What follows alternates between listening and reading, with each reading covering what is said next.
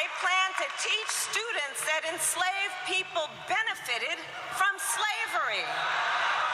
They insult us in an attempt to gaslight us, in an attempt to divide and distract our nation with unnecessary debates. Vice President Kamala Harris has started something that had no reason to be started at all, which tells me that it was basically just started as a lie for political purposes. That's all. Because Ron Desantis, the governor of Florida, looks like apparently is a threat to the Democratic Party come up to the next year's elections. Because the fact that they got Trump in the crosshairs for, a litany of things. I mean, you got the classified documents in Mar-a-Lago. You got they're trying to indict him for the election fraud in Georgia. And they still got him on the January 6th situation. And what's going on with Stormy Daniels in New York. The supposedly sexual assault with that old lady in New York as well. They got Trump surrounded by snipers. Basically, that's what they do. So right now, the main person to focus on would be Ron DeSantis. He's the next threat. Apparently so, because Kamala Harris, for her to say that Florida's African American Studies curriculum, which is by the Florida Board of Education, not Ron DeSantis, is basically stating that slaves have benefited from being enslaved. And that is far from the truth. I mean, even one of the scholars that helped to write the curriculum, he even states this right here. I say leave nothing out within the realm of human capacities. Leaving nothing out, says Dr. William Allen, is including a full, detailed story of the African American experience in Florida curriculum. The former chair of the U.S. Commission on Civil Rights volunteered to be part of the work group of 13 that wrote it for the State Department of Education. We need to tell people stories the way they told their stories, not to fit our expectations. The national outrage exploded mostly over a benchmark included in a lesson about the kinds of labor enslaved people were forced into. That, quote, slaves developed skills from which they could personally benefit. A state education director found himself explaining that to teachers this week. The story of a resilient people who responded to their oppressors in an adaptive manner. Dr. Allen insists the history of enslaved people as an American atrocity is also one comprised of varied and complex accounts. The stories of the people who lived through the history. They have a right to tell their story in their own words. And what we have provided for is the telling of those stories as they themselves told it. So it's not so much about slavery had helped the slaves. It's more about by being enslaved, slaves took some things while they were enslaved, some type of learning, some type of skill, some type of aptitude where they became competent in. So then when they were free and they were no longer enslaved, it was something they could apply to their benefit. That is all. And this is something that is taught in a lot of African American studies, especially through the AP. Now, you got people like the liars on The View that want to go on and continue to push this narrative in the media. And on top of that, you even got some Republicans that are trying to push this right now. Like you got Tim Scott and William Hurd, who actually are two men that are running for president. So it makes sense for them to attack Ron DeSantis on this. And this is silly, in my opinion. And to me, this plays into the hands of the Democrats. They want this. They want infighting within the Republican Party, especially next year being election season and primaries coming up. But just to tell you how disingenuous they are about this same topic was addressed by the NAACP about 40 years ago in the 70s when they came out with a promo that basically they talked about how skills were developed during times of slavery. Hello, my name is Ben Hooks. My job is Executive Director of the NAACP, the National Association for the Advancement of Colored People. The film series we are about to present is about the Black experience in America. But it is about part of that experience that we don't often hear about. It's a sad comment on the world. But think of this a minute. So often, great art and great achievements are born out of anger, alienation, and frustration. The famous historian Arnold Toynbee called it challenge and response. So you see, from the seeds of slavery in America came the fruits of culture. Raw, unskilled labor. That's what a man was bought and sold for. But the realities of life reawakened cultural instincts. To keep warm at night, quilts were fashioned out of cast-off clothes. The patterns instinctively followed half-forgotten African designs, still seen today in modern textiles. Old skills were quickly relearned. Slave owners found that many slaves made excellent blacksmiths. Woodworking skills among the slaves were put to use in carpentry tasks, furniture making, and wood carving. Since skilled labor was hard to find in colonial America, slaves were always in demand as masons, cobblers, locksmiths, tanners, bookbinders, silversmiths, and engravers. So right there, you got Benjamin Hooks, the former executive director of the NAACP from like 1978 to 1992. And you had the actor, I forgot his name, but he was in, I believe, House Party.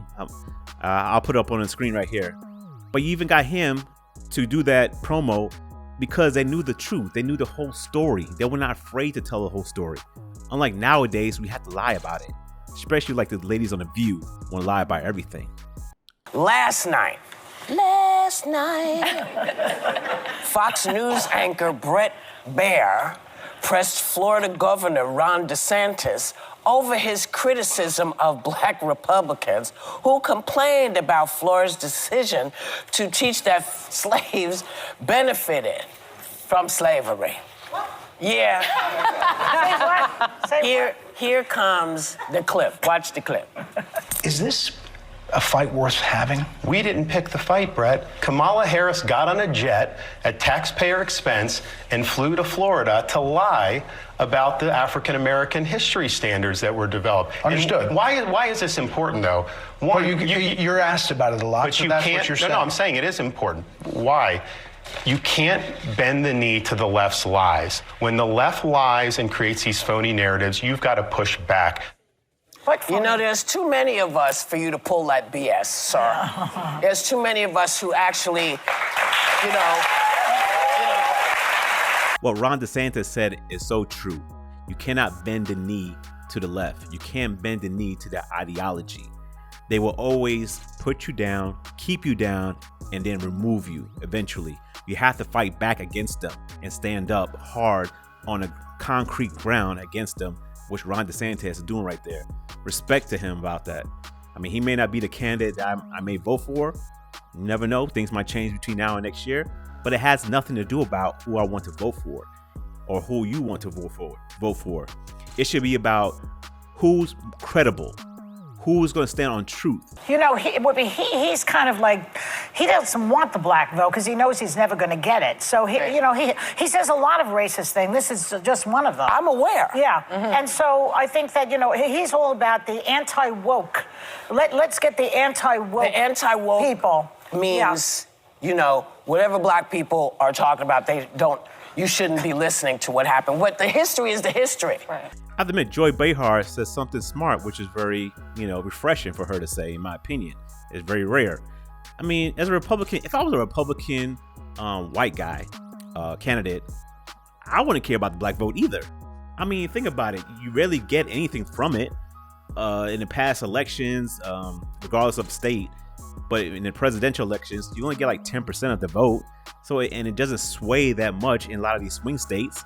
So yeah, if I was a white Republican running for president, deuces, because we have now proven that our vote is valid. It is that not valid, but our vote is worth it because we basically vote as a monolith. Ignores what these same men and women could have accomplished had they not been enslaved, had they not been taken from their homelands. What incredible feats could they have done?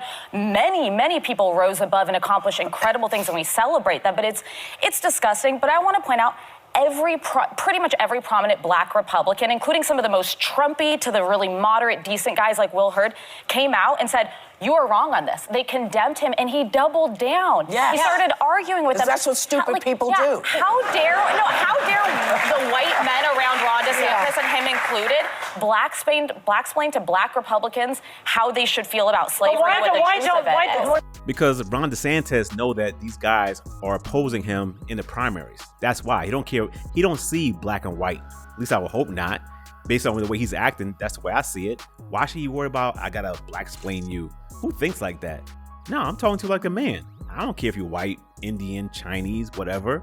If I feel justified with what I'm saying is true, I'm gonna say it. Say it with my chest. That's how men talk. But you know, on shows like this, The View, they're gonna be like, oh, you have to mansplain it, or you have to black-explain it, or you have to be more appeasing in your tone and so forth. No, say it with your chest.